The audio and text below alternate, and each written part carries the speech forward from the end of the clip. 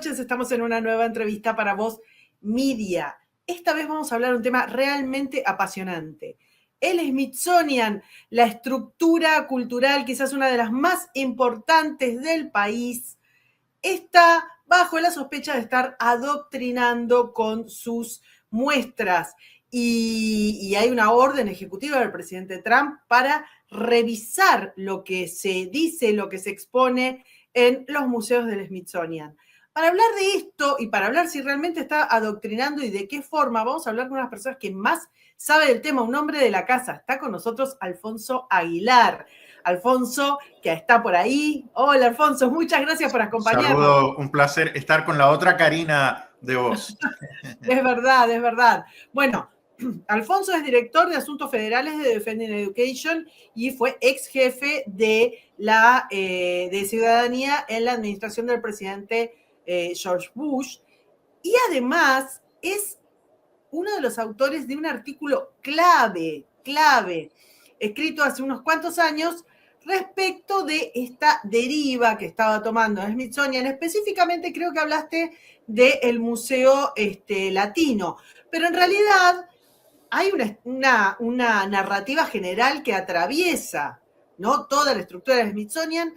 Como sabemos, el wokismo en su evolución no se ha metido solamente con aquellos espacios cargados de ideología, como podrían ser, no sé, la historia o las ciencias sociales, sino que también va a las ciencias naturales, a la biología y a todo lo que sea, porque es mucho más infeccioso. Pero me gustaría hacer como una historia desde que vos escribiste aquel famoso artículo, creo que fue en The Hill, denunciando lo que estaba pasando, lo que veías que iba a pasar, y cómo lo ves hasta la orden ejecutiva de Trump. Sí, pues la verdad es que ese fue el primer artículo de varios que he escrito sobre el Museo Hispano junto a Mike González de la Fundación Heritage y en un momento con Josh Trevino de la Fundación de Política Pública de Texas, llamando atención a lo que está pasando en el Museo Hispano. Pero como tú bien dices, el Museo Latino es un reflejo de lo que está pasando a través de toda la estructura del Smithsonian, que indudablemente es el museo más importante de la nación, la estructura cultural más relevante y significativa del país. Otros museos dependen del Smithsonian o tienen al Smithsonian como referencia. Entonces, sí, los estudios sobre cómo manejar museos en las universidades y, por lo tanto, los museos han sido cooptados por la izquierda woke, culturalmente marxista en los Estados Unidos, y entonces están utilizando todos los museos, no solo los museos de historia, pero todo, de arte, etcétera, para adelantar esa visión woke, marxista, cultural, esa narrativa de oprimido y opresor, ¿no? De que todas las minorías en los Estados Unidos son grupos oprimidos, ya no es solamente el proletariado, ¿verdad? El proletariado sí, pero además del proletariado, los homosexuales, los hispanos, que ya no somos hispanos, ahora somos Latinx, ¿verdad? Las mujeres, todos los grupos han sido oprimidos por hombres blancos de origen europeo, ¿no? Entonces, eso es lo que hay que empujar y esa es la historia que hay que contar. Toda la historia hasta el momento que hemos escuchado aquí en los Estados Unidos, incluso sobre la gloriosa fundación de nuestra nación, eso hay que echarlo al zafacón, ¿no? Botarlo y tenemos que empezar de nuevo, porque esa historia ha sido contada por hombres blancos, entonces ahora tenemos que aprender la historia revolucionaria, ¿verdad? De esa justicia, de esa lucha por la justicia para adelantar los derechos de todos estos grupos minoritarios. Y obviamente el Museo Hispano, que fue creado fue creado en el 2020 bajo la administración Trump, pero dentro de un proyecto enorme de gastos, porque aquí Washington, como tú sabes, no funciona, y entonces las formas en que aprueban los proyectos de gastos pues son muy, muy irregulares. Y en el 2020 se aprobó lo que se llamaba un omnibus, un proyecto omni, ¿no? Que incluía absolutamente todos los gastos, y por ahí colaron este museo y también un museo de la mujer, que también es woke, por supuesto, ¿verdad? Porque incluso no solo incluye mujeres, sino también hombres que pretenden ser mujeres, por supuesto. Entonces se creó, y entonces pues la primera exhibición del Museo Hispano, porque todavía no ha sido construido, o sea, tiene su presencia digital y tiene una presencia de exhibición en el Museo de Historia de Estados Unidos, y abrió el 2022, como tú bien decías. Entonces yo fui porque me interesaba, tenía curiosidad, ¿verdad? Y de hecho, debo decir, para ser transparente, que inicialmente yo no me puse al museo, incluso firmé una carta pidiendo que el Congreso creara ese museo, por lo que he tenido que confesarme, obviamente, porque la verdad... Sí, yo leí que vos decías que habían sido engañados, digamos, en el concepto. Bueno, tú sabes que yo no sé si engañado, es que fui tonto, porque en el momento, tú sabes que aquí en Washington están manejando distintos temas, te viene esto y tú dices, pues, no lo piensas, pero después de firmarlo era como que, la verdad que no es una buena idea, y efectivamente terminó siendo lo que me temía. Entonces, cuando voy a esa exhibición, pues no, casi me desmayo, ¿no? O sea, me tienen que sacar en camilla porque, o sea, realmente asustaba. Y la presencia de España en el continente ha sido una que solo ha dejado un legado de racismo. La iglesia fue un instrumento de represión. Mencionan figuras de dubio bagaje intelectual e histórico, pero que obviamente son figuras woke, líderes transgénero, feministas, comunistas, y obviamente continuamente critican, denuncian a los Estados Unidos por promover el imperialismo en la región, mencionan las dictaduras de derecha en la región, no mencionan Fidel Castro por nombre, ni Daniel Ortega, mucho menos a Nicolás Maduro. Inicialmente la exhibición decía que los cubanos llegan a Estados Unidos por falta de oportunidades económicas en la isla de Cuba, no por un régimen que oprime y viola los derechos humanos.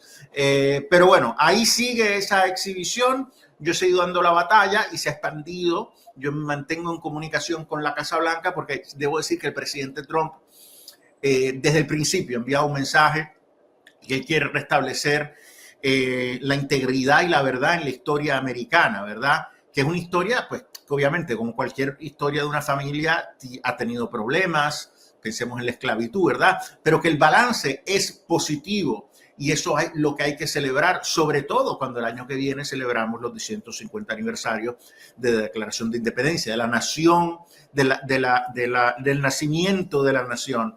Entonces él quiere embellecer a Washington, D.C., preservar la arquitectura neoclásica de Washington, y obviamente otra cosa importante pues el Smithsonian, porque es un instituto educativo además muy importante. Todos los veranos se llena Washington de jóvenes que vienen con su familia de high school por lo menos una vez en su vida, ¿verdad?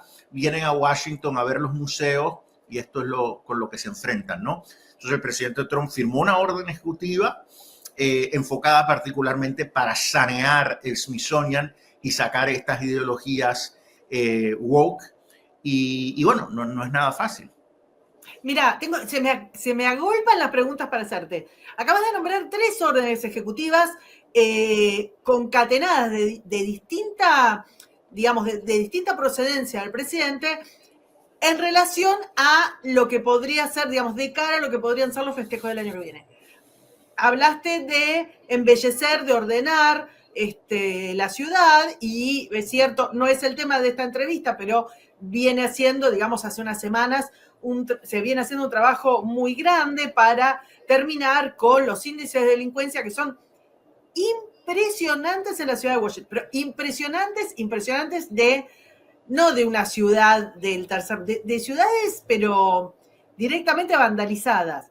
Eso lo arreglaste con algo que pasó más o menos inadvertido, que es una serie incluso de consultas que hizo el presidente respecto de la arquitectura y de cómo debería ser las fachadas y demás de los edificios públicos, porque le parecía, digamos, que tenía que tener como alguna especie de coherencia arquitectónica relativa, digamos, a la fundación de la ciudad, o que respetaba los edificios históricos de la ciudad. Y con eso volvemos a la orden ejecutiva, efectivamente, que se hizo penitas, asumió Trump, que es esta de restaurar la verdad de la historia. ¿Cómo ves la evolución de Trump con esto? Porque así como vos decís, bueno, no sé, me tomaron como distraído, no nos dimos cuenta, era otra la narrativa, no sabíamos que iba a ir tan lejos. Trump también, incluso en algún momento, felicitó al director, a Looney Branch, que es quien creo que ha destrozado, opinión personal, no lo digo, ha destrozado la visión del patrimonio del Smithsonian, pero Trump no lo veía tan mal. ¿Cómo ves la evolución del presidente desde su anterior presidencia hasta esta en relación con la narrativa histórica de Estados Unidos?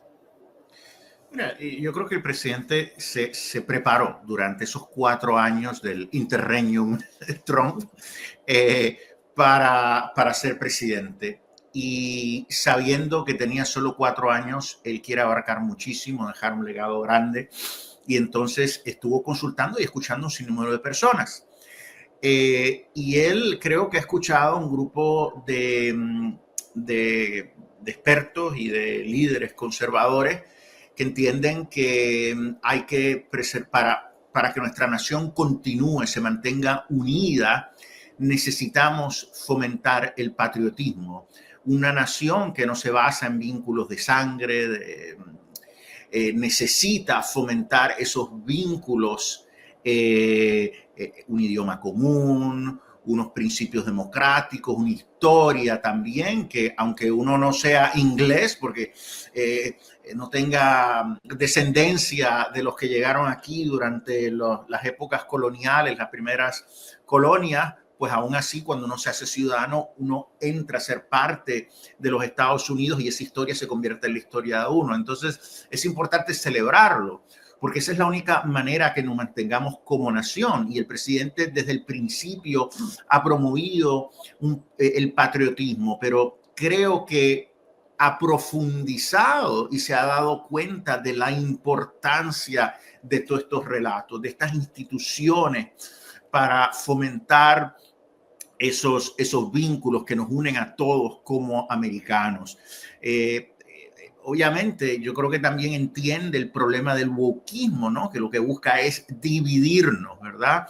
Y destruir, porque eso es parte del wokismo, ¿no? Sigue la filosofía gramsciana, ¿verdad? Gramsci se da cuenta de el famoso filósofo marxista italiano, ¿verdad? De que el comunismo no había prevalecido porque el proletariado estaba muy pegado a las instituciones de la civilización occidental. Entonces lo que hay que hacer es destruir esas instituciones. Primero, empoderar a todos estos grupos minoritarios para que entren en una dialéctica de lucha con la clase opresora, los blancos, para destruir la iglesia, destruir las instituciones educativas tradicionales, destruir la nación, la familia, obviamente.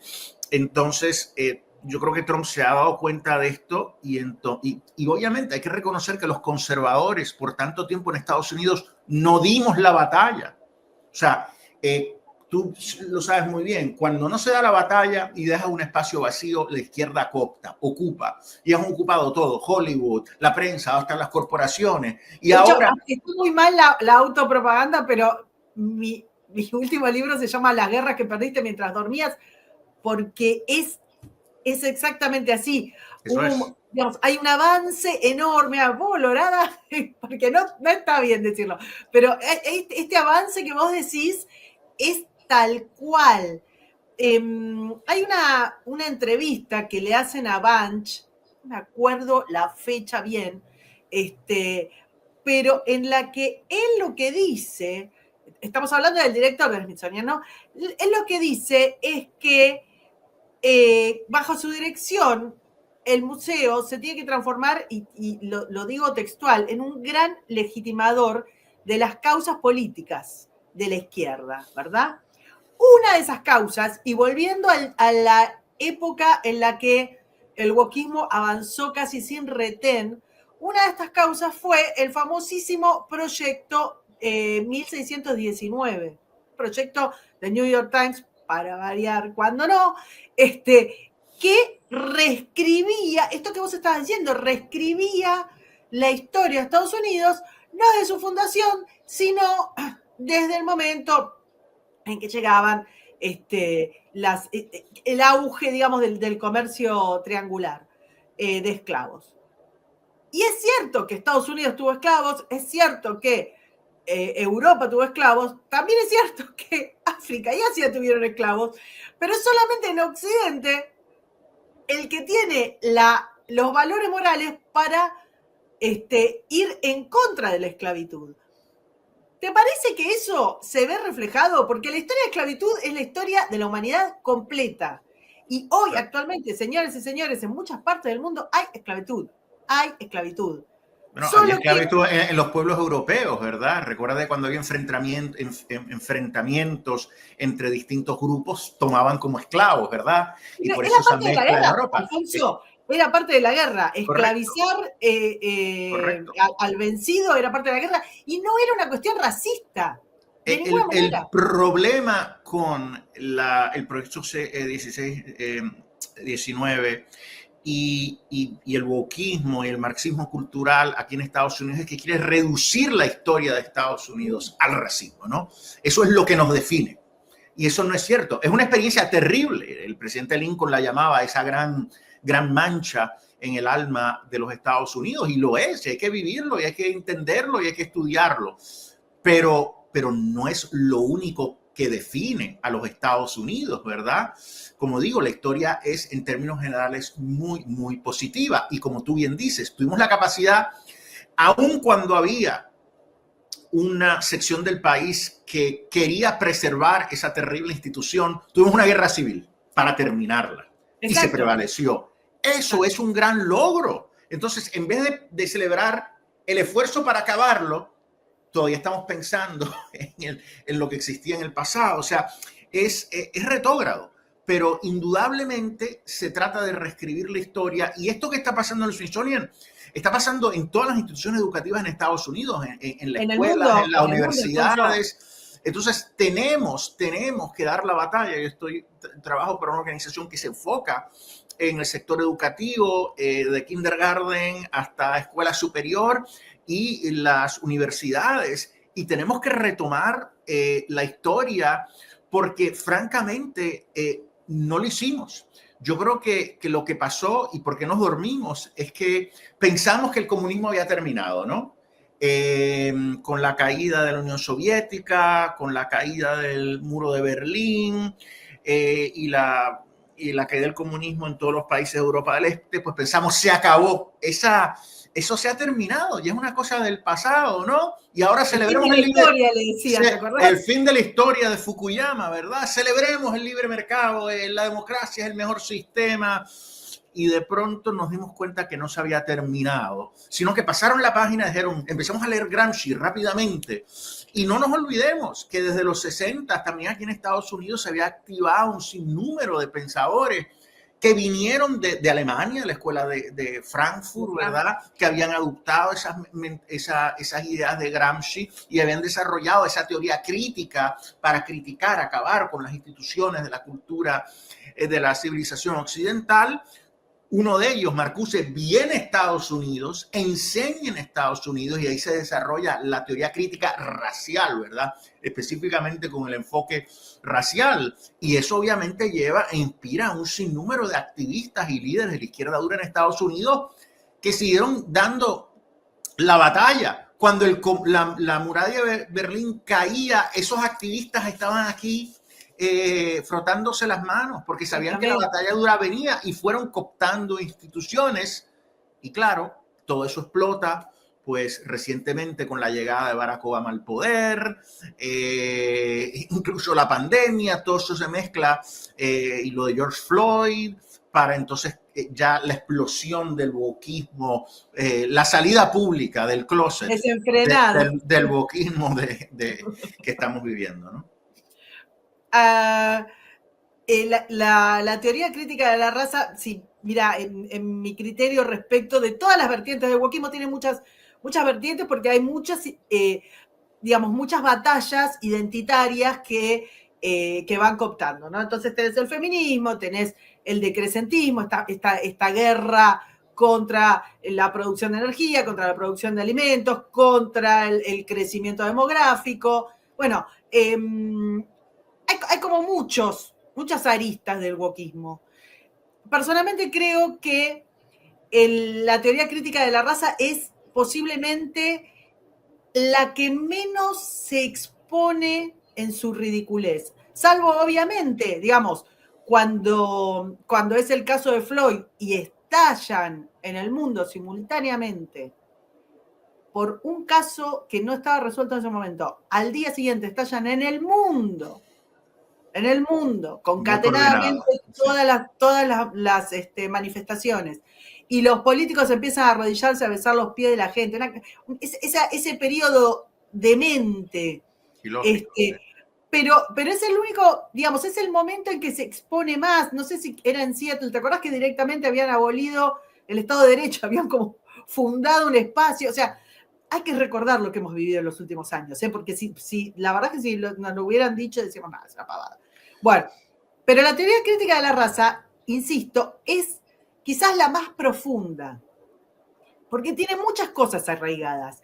Hay una culpa civilizatoria que es muy difícil de comprender cuando se entiende la historia correctamente, digamos, cuando se sabe la historia. Hay una visión supremacista que se dejó crecer. Esto larga, como bien decías vos, entre los 70 y los 80. Hay distintos pensadores. Un profesor de Harvard, que es Derrick Bell, que es el que viene a decir: el racismo es parte de la cultura blanca occidental. Nada de lo que exista en Occidente, ni su religión, ni su cultura, ni su educación, ni la forma en la que hacen, nada es bueno, porque todo es racismo. Y eso aprendió mucho, y tenés razón. Y una alumna de él, que era Crenshaw, inventó esto de la interseccionalidad, que viste, vos vas acumulando capas de sometimiento. Si sos mujer, si sos negra, tenés doble, y si además, bueno. Esto que fue creciendo tanto, ¿cómo te parece que se puede, no sé, exponer, ridiculizar, limpiar, develar? Porque lo que vos estás contando de una exposición, en realidad es enorme. Es lo que se le enseña a los niños en la escuela. De hecho, tenían, ahora vamos a hablar de una de las exposiciones que había planteado el Smithsonian, pero está en lo que se le enseña a los chicos en la escuela, en las películas de Disney, o sea, en todos lados hay una culpa de un pasado de hace siglos de los que ningún vivo es culpable, digamos. Yo añadiría, reconociste, mencionaste que no lo había mencionado, el tema de justicia ambiental, ¿verdad? Que ese tema, pues obviamente, en el tema ambiental puede haber algo de verdad, pero obviamente es exagerado a convertirse en una ideología que incluso no reconoce la dignidad de la persona humana. O sea, ya no hay niveles de existencia, sino que es una visión así medio panteísta, exagerada, que lo que hace es suprimir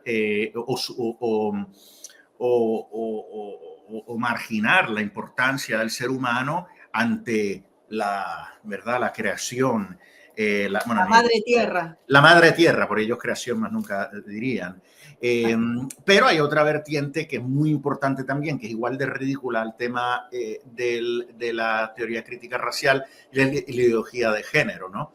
Que es anticiencia, ¿no? Que ya otra ideología, pues, que reta la ciencia. Un hombre, pues, una mujer. Y el que no esté de acuerdo con eso, pues, creen en la discriminación, no creen en los valores democráticos, porque esa es otra cosa. han cooptado los valores democráticos. Si crees en el liberalismo y en la democracia, tienes que ser woke.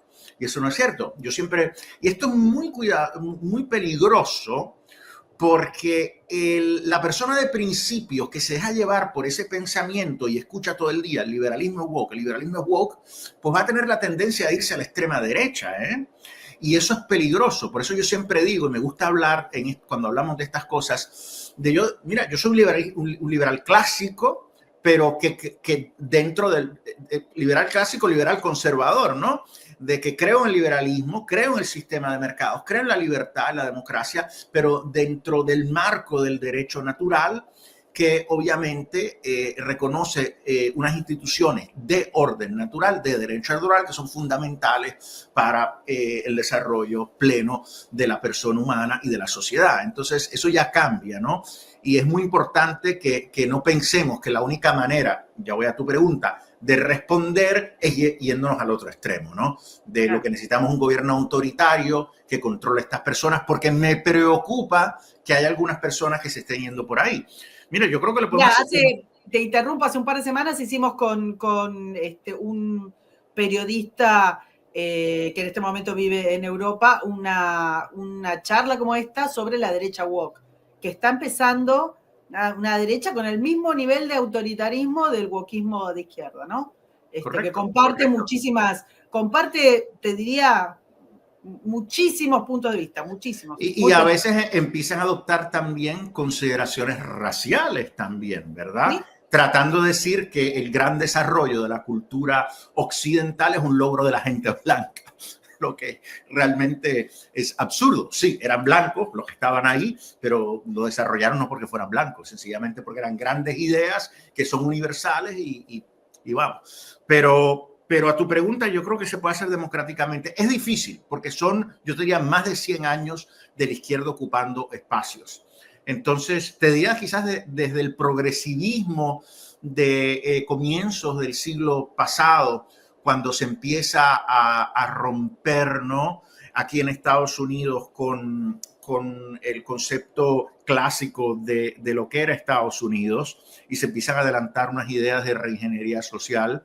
Yo creo que lo que se requiere es un presidente como Trump que está dispuesto a hablar de ello, a alzar la voz y a utilizar el poder que tiene para tratar de dar marcha atrás a esta agenda. Entonces, claro, al tanta gente como que educarse sobre lo que está pasando, pues están diciendo tenemos que hacer algo. Entonces yo creo que hay una conciencia que se ha despertado en los Estados Unidos al trabajo de scholarship de mucha gente por mucho tiempo, pero que le faltaba esa voz política, ¿verdad? Y que se las ha prestado, se las ha dado Donald Trump. Y entonces ahora creo que tenemos una conciencia para por lo menos dar la batalla, porque obviamente lo que estaba pasando es que no se estaba dando la batalla, ¿verdad? Esta gente ocupaba espacios y nosotros ni sabíamos, la gente no se daba cuenta. Ahora empieza una batalla que se puede ganar, pero se tiene que dar la batalla. Eso requiere indudablemente que el presidente actúe, pero también requiere que otros líderes políticos, los gobernadores. Aquí las escuelas públicas, la mayor parte de la financiación de las escuelas públicas no viene del gobierno federal, viene de los estados. Entonces, cuando se ve una expresión wokista en una escuela, cuando en el norte de Virginia dicen no vamos a respetar las indicaciones del Departamento de Educación Federal sobre el tema de género, y nosotros queremos decir que la política en nuestros distritos escolares va a ser que el género es fluido, entonces no podemos esperar solo una intervención del gobierno federal. El gobierno federal puede hacer algo porque sí ofrece algo de fondos a las escuelas, pero la mayor parte de los fondos viene de los estados, entonces tiene que ser los gobiernos estatales, los gobernadores a decir que tú dijiste que aquí estamos en Virginia, vamos a nuestra política educativa es reconocer que biológicamente somos hombre o mujer, niños o niñas.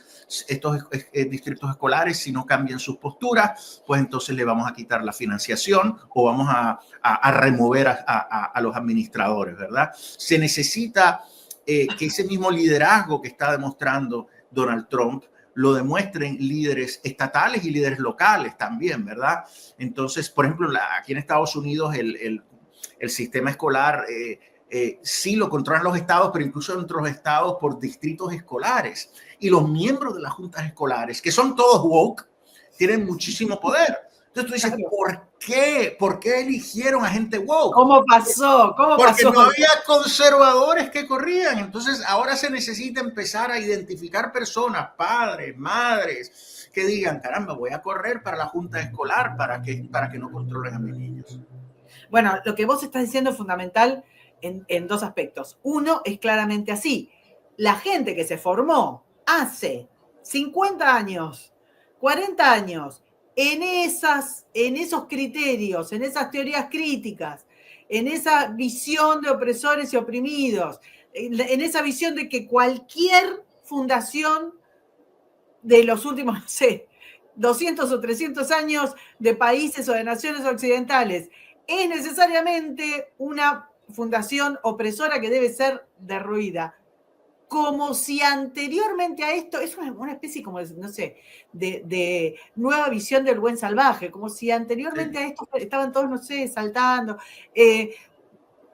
Esa visión es la que formó a los curadores, a los directores de museos, a los que hacen la visita guiada. O sea, es muy difícil lo que se propone Trump en este momento, porque de verdad, no es que solamente, es que decimos, bueno, sacás a Lonnie Bunch y con eso, no. Es bueno, y Lonnie Bunch es un mentiroso, o sea, el hombre vamos con él, pero digo, él es como un pedacito de lo que tenés claro. para abajo. Es Es mucho. todo el aparato, es todo el aparato. Y es como tú dices, ese principio de interseccionalidad, de meterlo en todo. Mira, a mí me gusta mucho el arte. Hace unos meses fui a la Galería Nacional de Arte. Quería ver una exposición del pintor italiano Modigliani, que es creo que es un postmodernista de la época de Picasso, pero no tan loco como Picasso. Y pues nada, fui a verlo, me gustó, tenían una buena selección de pinturas de Modigliani. Cuando salía vi que había una exhibición nueva. Mira, ya empezaba la era de Trump. Era una exhibición corta, duraba, esto fue en marzo, creo que duraba hasta abril. Decía, bueno, debe ser algo posible, bueno, lindo. Cuando voy a ver, era una artista, era una grabadista, no la conocía, y ella se identificaba, y así la presentaban en la exhibición, como una artista afromexicana revolucionaria. Y sus grabados, ella estuvo trabajando por mucho tiempo, incluían celebraciones de los Black Panthers, de ese grupo de poder negro de la era de los 60, de una bienal de feministas en Moscú, ataques al capitalismo. Yo digo, pero incluso en la era de Trump se atreven a hacer esto, ¿no? Entonces, claro, es una audacia, una arrogancia, una soberbia, porque ellos creen que tienen esa supremacía moral, ¿verdad? Nosotros estamos haciendo justicia y esto hay que imponerlo, ¿no? Entonces es muy, muy preocupante. No es fácil, no es fácil. Y esa es otra cosa del Smithsonian que no hemos hablado, y es la estructura legal del Smithsonian. Porque los miembros de la junta directiva, del Board of Trustees del Smithsonian, son nombrados por distintos líderes políticos, por el presidente del Senado, el speaker de la Cámara, el líder de la Cámara. Entonces, el presidente, aunque está tratando de poner presión, la verdad es que el Smithsonian es bastante autónomo, tiene mucha autonomía, y el presidente, aunque hemos visto que, por ejemplo, despidió a la directora de este museo, de la Galería Nacional de Arte, pero es dudoso si tenía la autoridad legal para hacerlo. Ella decidió irse porque ella dijo que el ambiente era muy tóxico, etcétera. O sea que el presidente puede, aun si no tiene la autoridad legal, puede poner la presión, ¿verdad?, para que las cosas cambien. Pero lo que está pasando en los museos, en el Smithsonian y en las escuelas también, y en las universidades, porque fíjate que en las universidades se están llegando a acuerdos para que no empujen el DI y la ideología de género, y las universidades, porque quieren seguir recibiendo millones de dólares, pues llegan a estos acuerdos, ¿verdad? Pero me preocupa que estos sean acuerdos temporeros, que estos digan, mira, vamos a hacerle el juego a aguantamos unos años hasta que se vaya. Unos años, y después cuando lleguen, qué sé yo, Gavin Newsom o alguien así en el futuro, pues regresamos al wokismo, y un wokismo con renovado brío, más intenso y más potente. Entonces, por eso la importancia de legislación, de tratar de pasar legislación que se creen cambios permanentes y también que intervengan los tribunales. Por ejemplo, hay un caso ahora, dos casos en el Tribunal Supremo que se espera que se resuelvan en el próximo sesión del Tribunal Supremo, que tratan sobre el tema de el que niños trans participen en deportes de mujeres. Mira, eso es bien importante, porque si el Supremo dice, no, esto es un asunto que se define por ley y la definición de sexo es biológica, pues se acabó la cosa, ¿no? Entonces es crear estos cambios permanentes. Entonces, por eso es tan importante que el presidente está haciendo un tremendo trabajo, está hablando de esto, está sacando órdenes ejecutivas, pero aquí en Estados Unidos no se gobierna por decreto presidencial, ¿verdad? Hay que pasar legislación y necesitamos también litigio estratégico para conseguir jurisprudencia que logre cambios permanentes. Esa es la forma de cambiar. No es fácil. Y obviamente necesitamos más gente buena, bien formada, que entre en todos los espacios públicos y políticos, porque si no, esta gente está muy, muy organizada. Esta gente, recuerda de lo que decía el famoso activista alemán, la marcha larga a través de las instituciones, the long march through institutions. Ellos llevan más de 100 años metiéndose, colándose. Entonces ahora revertir eso no es fácil. No, claro. Mira, me da la impresión de que solamente con exponerlo, como ningún otro político lo exponía, ya es un montón.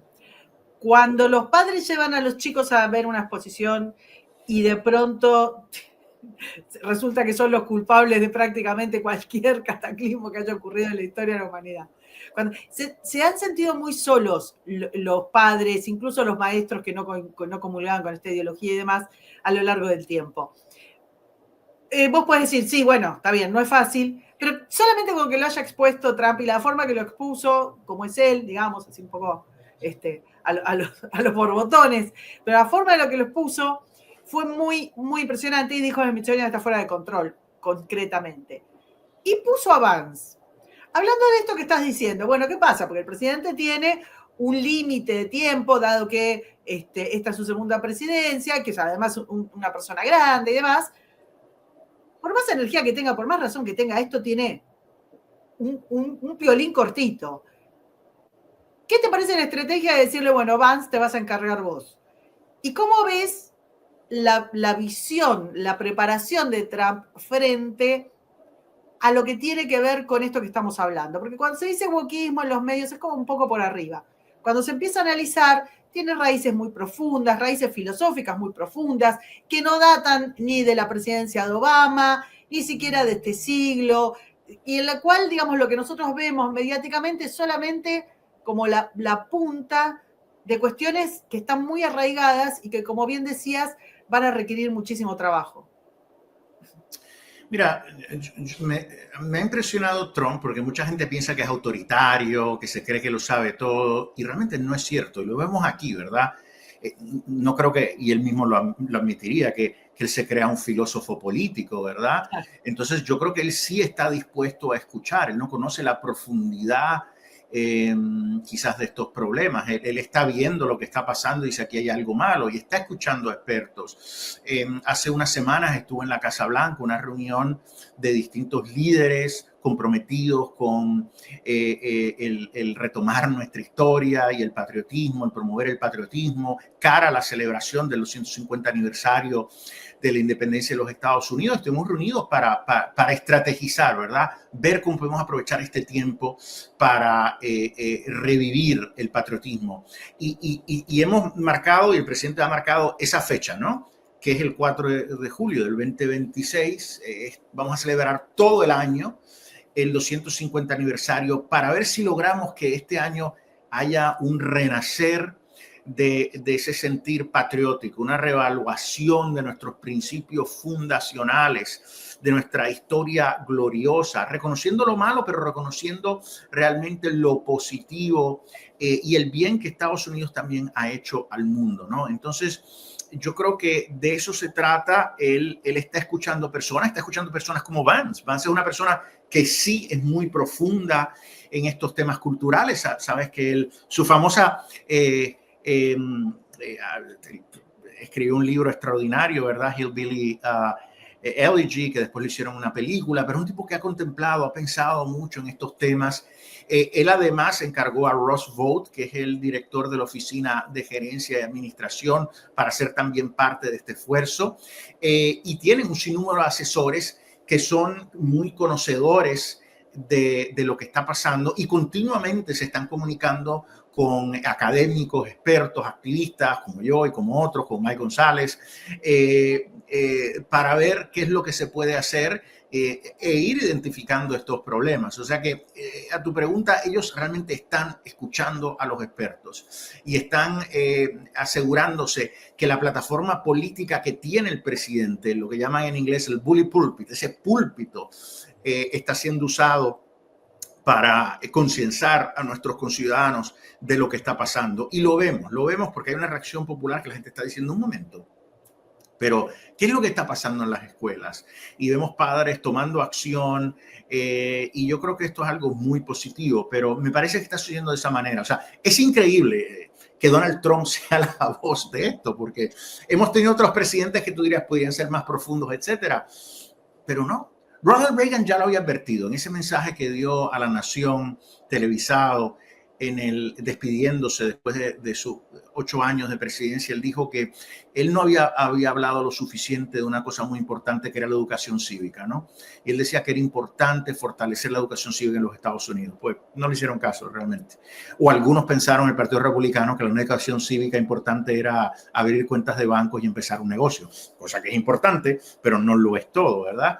Y nada, tomó 40 años para que surgiera un Donald Trump que pudiera identificar estos problemas y que se convirtiera en la voz, una persona que verdad, sí, lo hace de una manera curiosa con su forma de ser, pero obviamente ahora todos reconocemos que era una voz necesaria, aunque diga a veces cosas que son ofensivas o que, verdad, que sea muy particular, etcétera. Pero mira, al final de cuentas lo que queremos es resultados. ¿De qué importa que te hablen muy bonito, verdad? Y después al final el país, como dice el presidente Trump, goes to hell, ¿verdad? Mira lo que está pasando aquí. Obama hablaba bonito. Obama hablaba bonito, y mira todo el daño que hizo. Él buscaba ser una figura transformadora. Para mí fue el primer presidente post-americano, ¿no? El primer presidente que trata de empujar esta otra visión. Y después llega un Joe Biden, que había sido un moderado y se había alineado con muchas de las posturas que defiende hoy en día Donald Trump, y fue peor que Obama, ¿no? Entonces Bueno, no sabemos cuánto tiempo estuvo realmente Biden consciente. Bueno, cuando estuvo ocupando la oficina ovalada, obviamente. Claro, decía que manejaba los hilos de Biden. Era Hunter, probablemente estaba gobernando el país. Pero bueno,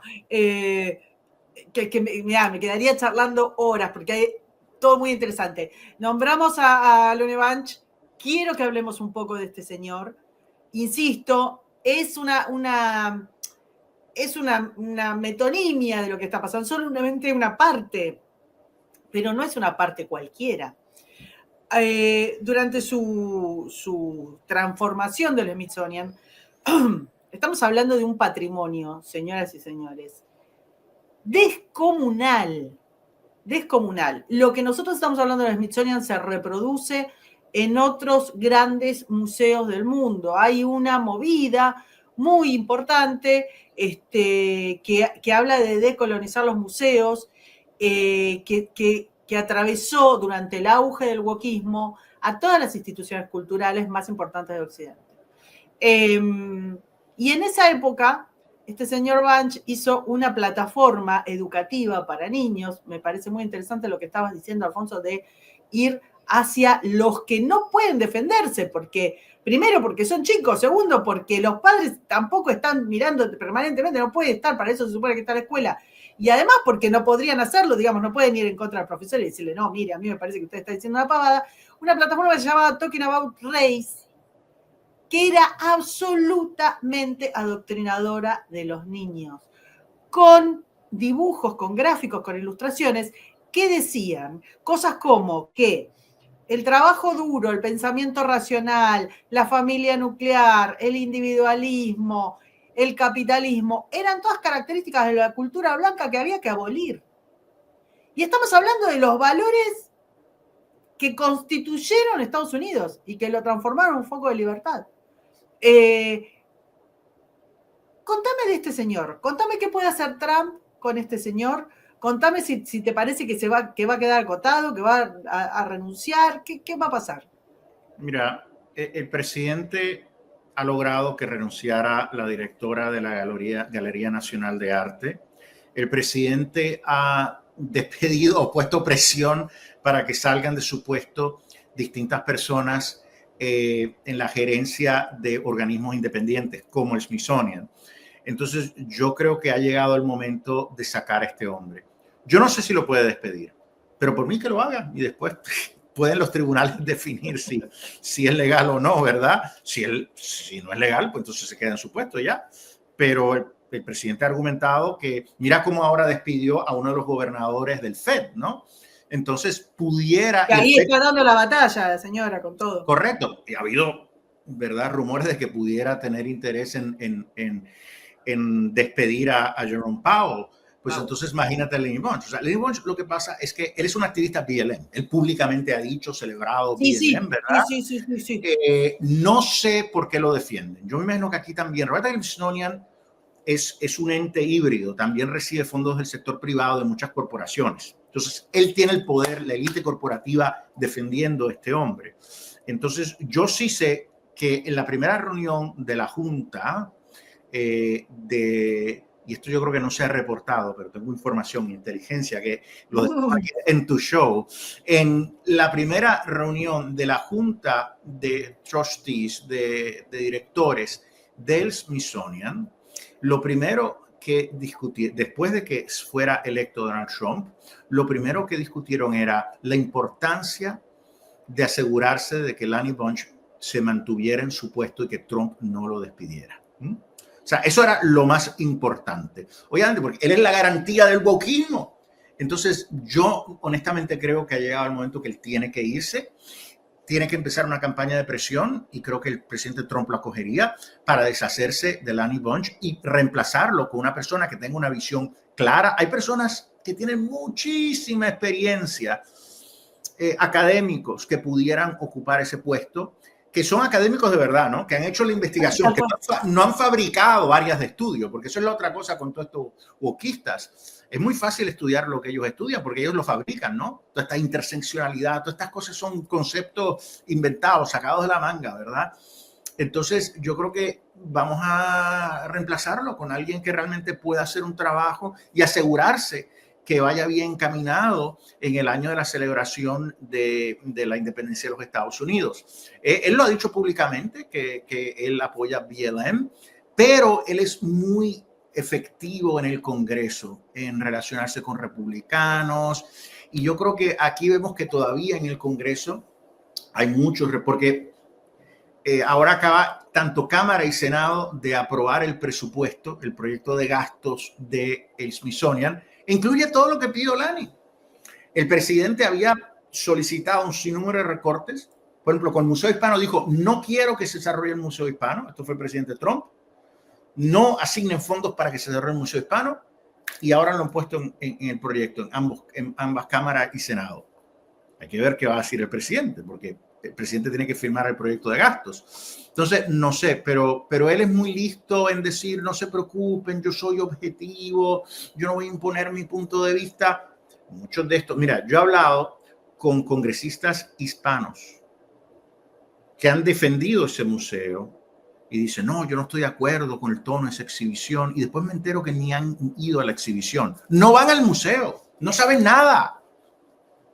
Claro, pero es que también eso, cuando decimos los espacios que se dejan, es que también eso. No sé cuántos políticos y influencers van y caminan a los museos y ven lo que dice el cartelito de cada cosa, porque está ahí está ahí la clave del adoctrinamiento. Alfonso, bueno, yo me quedaría horas hablando con vos, porque no paramos.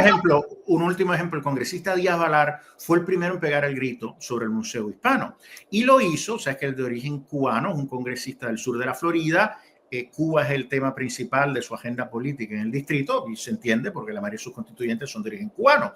Pero él puso el grito porque la exhibición en la parte sobre Cuba decía lo que mencioné anteriormente, de que los cubanos vienen aquí por falta de oportunidades económicas y no mencionaba el régimen autoritario marxista. Él pegó el grito en el cielo, Lanny Bunch lo fue a visitar.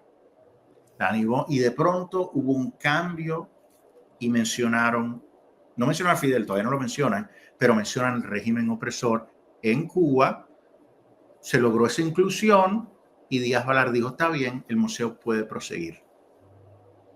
Pero este Lanny Bunch con líderes como estos, por un lado Lanny Bunch y el otro que se tira la toalla inmediatamente, o sea, es que no se puede, o sea, se necesitan líderes fuertes como Donald Trump y yo creo que a Lanny Bunch hay que sacarlo.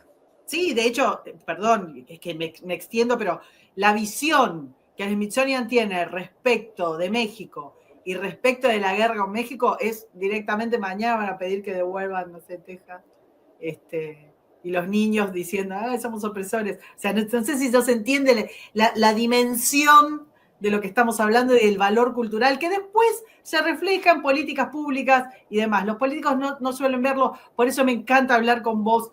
Tengo 1000 temas para hablar, ya te saqué 1 hora completa de tu vida. Bueno, ha sido un placer. Hoy en Estados Unidos es el Día del Trabajo, o sea que tengo la agenda bastante... Por eso, pero la conversación ha sido extraordinaria, Karina, y te agradezco que le dediques el tiempo a estos temas culturales que son muy importantes, que al final son los más importantes, lo que es la educación de nuestros hijos, los temas de la familia, el tema el respeto a la libertad religiosa. Al final eso es lo que crea una sociedad y la mantiene estable y en desarrollo. Si acabamos con esas instituciones, ¿qué es lo que quería Gramsci? Colapsa nuestra sociedad y eso es lo que ellos quieren, destruir a Estados Unidos desde dentro. Alfonso Aguilar, muchas gracias por habernos acompañado. Tengo muchos más temas, así que seguramente nos volveremos a encontrar para hablar de estos temas que, como bien decís, no son los coyunturales, pero son los que fabrican la coyuntura años después. Si se hubieran prestado atención antes, si alguien te hubiera escuchado cuando escribiste esa saga de artículos tan iluminados, algunas de estas cosas se habrían evitado. Muchas gracias por habernos acompañado y hasta la próxima. Gracias, Karina, un placer. Tengo una muy buena noticia para contarte. Si estás pasando por ansiedad o depresión, no tenés que enfrentarlo sola. Con Voz Salud tenés acceso ilimitado a terapia y a consultas médicas, tanto virtuales como en persona, y a más de 400 medicamentos, incluyendo los que tratan la salud mental, totalmente gratis. El apoyo comienza desde solo $1 al día. Visita vozsalud.us y empezá a sentirte mejor mucho más pronto.